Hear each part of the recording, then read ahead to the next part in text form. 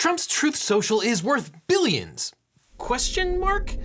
Sure, you've got the red hat, you've ordered the gold sneakers, maybe you even shelled out $60 for a commemorative edition Trump Bible, but now's your chance to give him unlimited amounts of money directly. What better way to stick it to the libs than make a self-proclaimed billionaire even richer? And despite all that, something about this feels wrong. So to explain this amazing once-in-a-lifetime growth opportunity is chaos lawyer Liz Dye. Thanks, Devin. The Trump Media and Technology Group just finished its first week as a publicly traded company. In that time, the stock whipsawed around wildly, but on paper, the former president has gotten several $1 billion richer, and many people are wondering if he'll be able to tap into those assets to pay the bond and stop the New York Attorney General from seizing Trump Tower. The appellate division did Trump a major solid and reduced the amount he'd have to pay from $454 million plus interest to $175 million. But that is still a whole lot of money. The question is, will he be able to sell some of his newly minted stock to get a bond or to pay off his judgments? And the answer is no, probably. Trump Media and Technology Group, or TMTG to its friends, was the brainchild of Andy Litinsky and Wes Moss, two former Apprentice contestants who came up with the idea for a Trump-branded media empire in early 2021 after Trump tried to overthrow the government and got kicked off of social media. According to the Washington Post, Litinsky and Moss spotted a business opportunity and reached out to rappers Lil Wayne and Kodak Black to arrange a meeting. The rappers were both pardoned on Trump's last day in office, and so they had an in Trumpland. And it worked! Just 3 weeks after Trump's allies laid siege to Congress, Litinsky and Moss trooped down to Mar-a-Lago, and over cheeseburgers, Diet Cokes, and ice cream, the men offered to build Trump a media company that he would own 90% of without putting in any of his own money. What a deal! Trump accepted, and they were off to the races, sort of, because Trump had just tried to overthrow the government. And so lenders were understandably skittish about handing him a giant wad of cash, particularly for a project explicitly linked to his personal brand. What Litinsky, Moss, and Trump needed was to merge with a special purpose acquisition company, aka a SPAC, sometimes known as a blank check company. A SPAC is essentially a pot of money looking for something to spend it on. The pot incorporates as a company, collects investor cash, and then takes itself public on one of the major stock exchanges, after which it finds a private company to merge with. Taking a company public is an intrusive process with a lot of intrusive paperwork. But if a SPAC, which is already public, comes along and buys a private business, then the private business can mostly skip opening up its books to Uncle Sam and the Securities and Exchange Commission. And Donald Trump has not fared well when he's had to open up his books to government investigators. So merging with a SPAC, which would allow them to bypass all that unpleasantness, was the way they needed to go. In February of 2021, Litinsky, Moss, and the Trump tech team hooked up with a money guy from Miami named Patrick Orlando. He had just launched a SPAC called Benesarii Capital Acquisition, which had $100 million in investor capital and was looking for a company to buy and take public. But the Benesarii-Trump media merger never happened, and that's where the trouble started. Because the SEC rules say very clearly that a SPAC has to take itself public before negotiating with a target company. But Orlando was so excited to be doing business with Donald Trump in February of 2021 that he documented the occasion in multiple photographs. Orlando and Trump wound up using a different SPAC, Digital World Acquisition Corp, or DWAC, and not Benesarii. And that decision came back to bite them hard. Because during those negotiations, Orlando had not taken DWAC public yet, which is a huge no-no. And despite the fact that Orlando had been talking to Trump's people for months, Digital World told the government multiple times during 2021 that it had not selected any specific business combination target, and we have not, nor has anyone on our behalf, initiated any substantive discussions directly or indirectly with a business combination target. So that would prove to be an expensive mistake. But in the meantime, the brain geniuses behind Trump Media got to work on this amazing pitch deck. Cool graphics, bro. Trump Media's founders described it as a mission-driven organization that would fight for the First Amendment protections and freedoms of all Americans, protect democracy, and defend capitalism. Okay. They promised to create a media powerhouse to rival the liberal media consortium and fight back against the big tech companies of Silicon Valley, who have used their unilateral power to silence opposing voices in America. They vowed to even the playing field, because if big tech can censor the President of the United States, then they can censor everyone. But, like, how, maybe? Well... Phase 1, collect underpants. Phase 2, Phase 3, profit. Yeah, more or less. First, they promoted their inclusive big tent approach that would unite liberals and independents and conservatives. At the same time, they pointed to political segmentation in the US media landscape and promised to exploit it by triggering a mass exodus of conservatives from traditional media. But really, the only draw here was Trump himself. But the backers of the project were sure that Trump's tens of millions of followers on Twitter and Facebook and Instagram would happily decamp to a new conservative platform where they could receive his pearls of wisdom. And once those conservatives were inside the Trump media ecosystem, they'd want to give all their money to Trump-related businesses. And soon enough, the Trump tech stack would be bigger than Facebook and Netflix and Amazon combined. But seriously though, how were they gonna make money? Phase 2, the first pair of magical underpants was Truth Social, a Twitter knockoff site that joined Parler and Gab in trying to replicate Twitter without all those pesky hall monitors kicking you off for saying racial slurs or telling people to drink bleach. And they didn't mean Twitter circa 2024. They meant Twitter pre-Elon Musk, when journalists camped out there all day long, ruining their attention spans and setting the agenda for national media. The beginning was admittedly rocky. As Washington Post reporter Drew Harwell noted, before Truth Social's official launch, you could get on to a beta version of the site and register accounts using names of prominent officials. So on October 20th of 2021, the pinned post on @DonaldJTrump was a photo of a pig defecating on itself. But in February of 2022, the actual site went live, and on Valentine's Day, Trump even used it to publish a little love note. Oh, sweet. For 3 months, that was it for the former president. But by the summer, Trump was back to his regular social media habits. He was waking up early to rant at his enemies and post clips from conservative media, and he was letting people know who was up and who was down in Trumpland. But apparently, Truth Social didn't defend democracy and capitalism hard enough, because the platform failed to attract the promised tens of millions of users. Even Trump, the main character on Truth Social, has only 6.84 million followers today, as compared to the 89 million he had on Twitter alone when he got booted off the site on January 7th, 2021. The internet analytics site SimilarWeb estimates that Truth Social had 5 million visits last month. In comparison, Twitter had 5.8 billion visits, and Facebook had 15.3 billion. And while visitors to those large social media sites spent upwards of 10 minutes per visit, users clicked away from Truth Social after less than 5 minutes. And if you've been on the site, you know why. But that is not what you want when the entire purpose of the exercise is to monetize eyeballs. Meanwhile, Digital World was hoovering up cash from investors eager to own a piece of Donald Trump. So by fall of 2022, Digital World was sitting on upwards of $1.2 billion. But by then, the company was also under SEC investigation. Oh, sorry to interrupt, Liz, but it looks like they're gonna need some good lawyers. But if you want a great lawyer, my law firm, the Eagle Team, can help. If you've been accused of insider trading, fraud, or overthrowing an election, well, you can probably go somewhere else. But if you've suffered from a data breach, especially if you got one of those data breach letters, were involved in a car crash, or dealt with sexual harassment, we can represent you or help find you the right attorney. It's so important to talk to a lawyer right away so you can find out what your options are and get the best representation right from the start. So click on the link below or call the number that's on screen for a free consultation with my team. Because you don't just need a legal team, you need the Eagle Team. So click on the link below if you want a great lawyer. In June of 2022, the Southern District of New York, that's SDNY, impaneled a grand jury to investigate Orlando's early coordination with Trump, and SDNY subpoenaed board members of TMTG and DWAC. Then in August, Will Wilkerson, one of the company's first employees, filed a whistleblower complaint with the SEC, handing over reams of documents and emails alleging wrongdoing by DWAC and TMTG's management, which is a whole mouthful of alphabet soup and also not what you want when you're trying to effectuate a corporate merger. Because of the investigation, the merger between Digital World and Trump Media could not go through in 2023. And that delay put Trump and Truth Social in a very weird spot. Because even as Digital World was sitting on a mountain of cash just waiting to plow it into Trump's company, Truth Social was losing money hand over fist.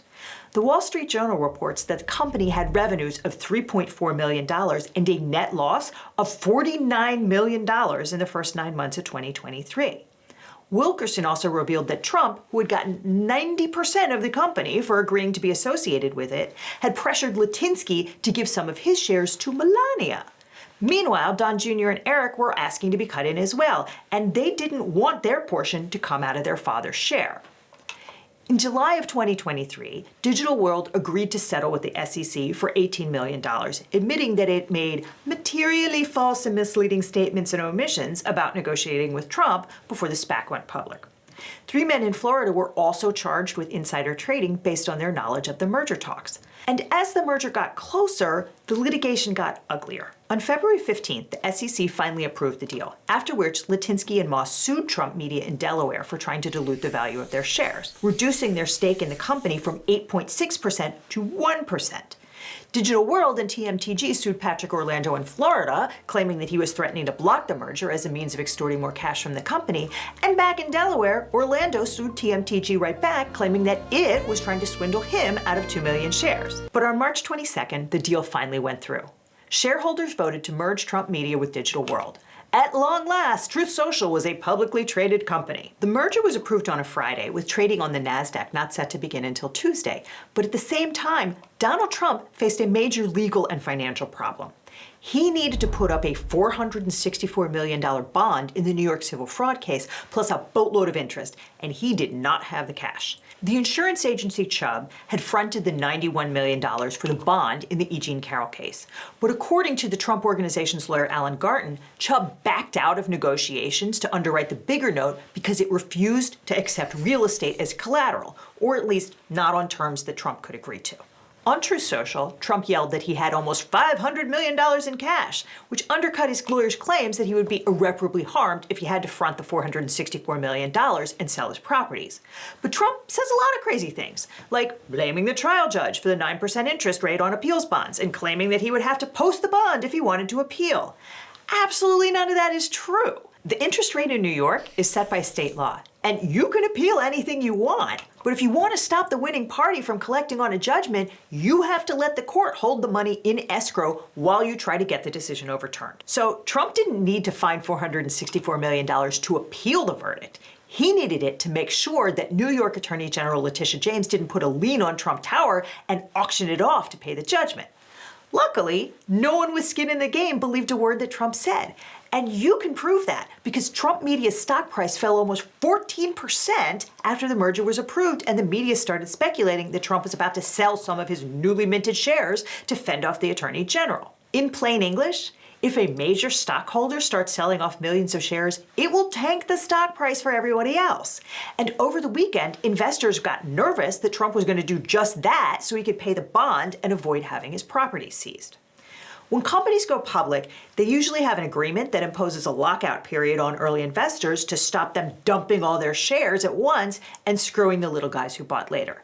And the Trump SPAC agreement is no exception.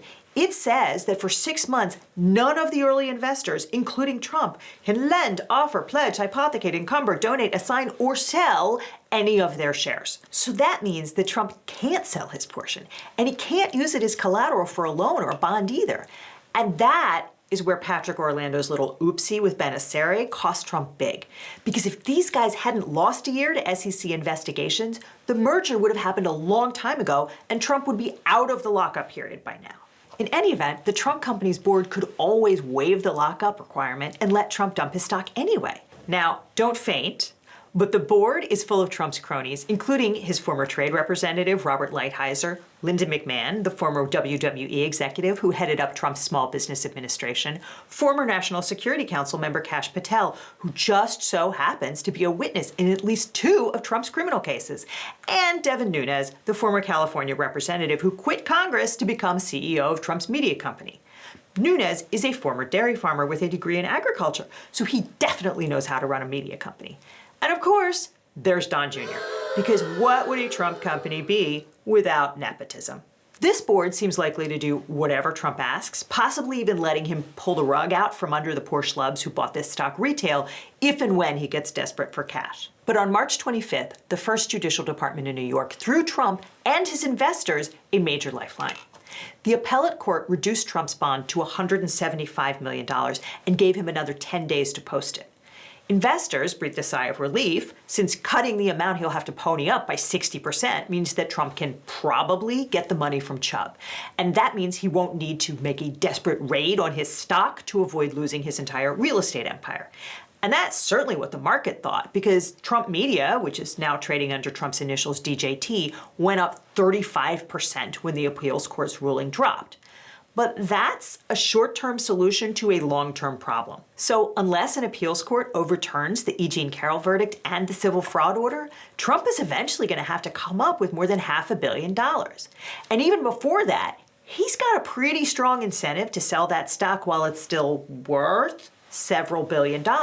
Because lots of commentators have called Trump Media, or DJT, a meme stock. Even the wild-eyed liberals at the Wall Street Journal are saying it.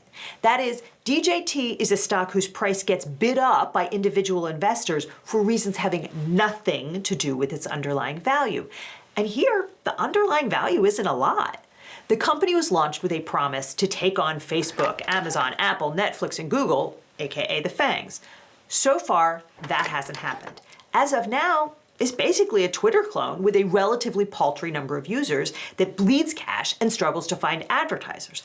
But that hasn't stopped the share price from rocketing since it hit the market, thanks to MAGA superfans who want to show support for their leader. These are people who literally believe that DJT is going to wind up buying TikTok, a company with upwards of $16 billion in annual revenue. That's not real. As Axios' Felix Salmon points out, meme stocks don't trade on fundamentals, and DJT could rise a whole lot higher even if the business continues to lose money for a very long time. But unlike GameStop and the other meme stocks, the little guys buying up DJT stock are not doing it to drive up the price and stick it to a bunch of hedge fund villains who shorted a beloved brand because it was worth more dead than alive. The MAGA buyers want to show their support for Trump and make him even richer than he is now. Trump Media's board has functionally acknowledged that the company's valuation doesn't make sense by any recognizable metric. In a recent SEC filing, they wrote, "At this juncture in its development, TMTG believes that adhering to traditional performance indicators such as signups, average revenue per user, ad impressions and pricing, or active user accounts including monthly and daily active users could potentially divert its focus from strategic evaluation with respect to the progress and growth of its business." Because why would a social media site concern itself with silly metrics like ad revenue and number of users? In fact, the board says that it may find it challenging or cost prohibitive to do that kind of bean counting for the foreseeable future, and it may never collect, monitor, report that kind of unimportant data. All of which leads one to wonder, what is the real purpose of this exercise? Because if Trump Media can't be bothered with the boring stuff like building out its customer base or finding advertisers, what exactly are they selling? Maybe the company's initials can provide us a clue. And if Trump isn't about to dump this stock and leave his supporters high and dry, that means he intends to hold on to it if and when he gets back into the White House, which may be worse, because we have seen this show before. When Trump was president, his hotel in D.C. functioned as a conduit for well-wishers to give him cash, and a lot of those well-wishers also wanted things from the federal government. So when Sprint and T-Mobile needed the Trump administration's approval for a merger, they suddenly started booking stays at his hotel and wandering around the lobby in bright pink shirts bearing the company's logo. Lobbyists for the Kingdom of Saudi Arabia reserved hundreds of rooms at the hotel in D.C. within a month of Trump's first election in 2016. Forbes' Zach Everson reports that 31 foreign governments booked stays at Trump's D.C. hotel during his first term of office. And at an event where 100 foreign diplomats convened at the Trump hotel, one actually confessed to the Washington Post that he felt obligated to book his stay there because it would be rude to come to his city and tell the president, "I'm staying at your competitor."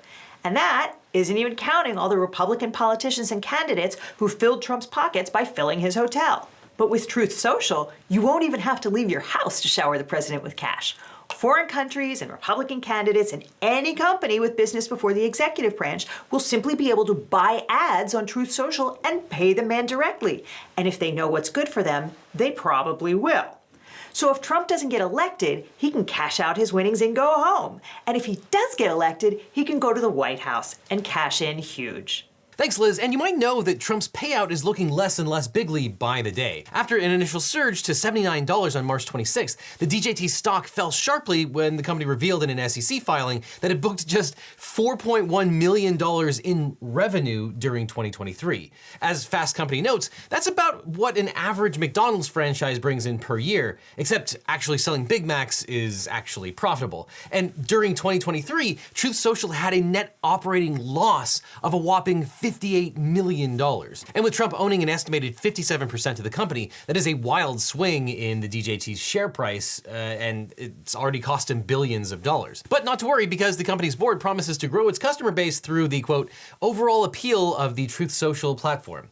And now, as of the time of this recording, the stock has fallen almost 50% into the low 40s. But what's interesting about the ruling on the DJT stock plummet is it's been covered extensively by over 130 news outlets, with 37% of the reporting coming from the left and only 14% coming from the right. But if you compare the headlines, you'll start to see some really interesting framing. On the left, you have outlets focusing on how this financially benefits Trump despite the drop, while the right news outlets stick to discussing the markets and stock price trends at large. Now, these framing and word changes are subtle, but they play a big role in how readers perceive the story. The first set of words suggests unfairness to Trump's gain and that he's not really a good businessman, while the second set of words suggests the merger was just business as usual. And this is all possible thanks to today's sponsor, Ground News, a website and app developed by a former NASA engineer on a mission to give readers an easy, data-driven, objective way to read the news. Ground News gathers related articles from around the world and compares coverage across the political spectrum. Every story comes with a quick visual breakdown of the political bias, factuality, and ownership of the source's reporting, all backed by ratings from 3 independent news monitoring organizations. And the blind spot feed, which highlights stories that are disproportionately covered by one side of the political spectrum. Ground News is a fantastic tool for sifting through daily misinformation and bias,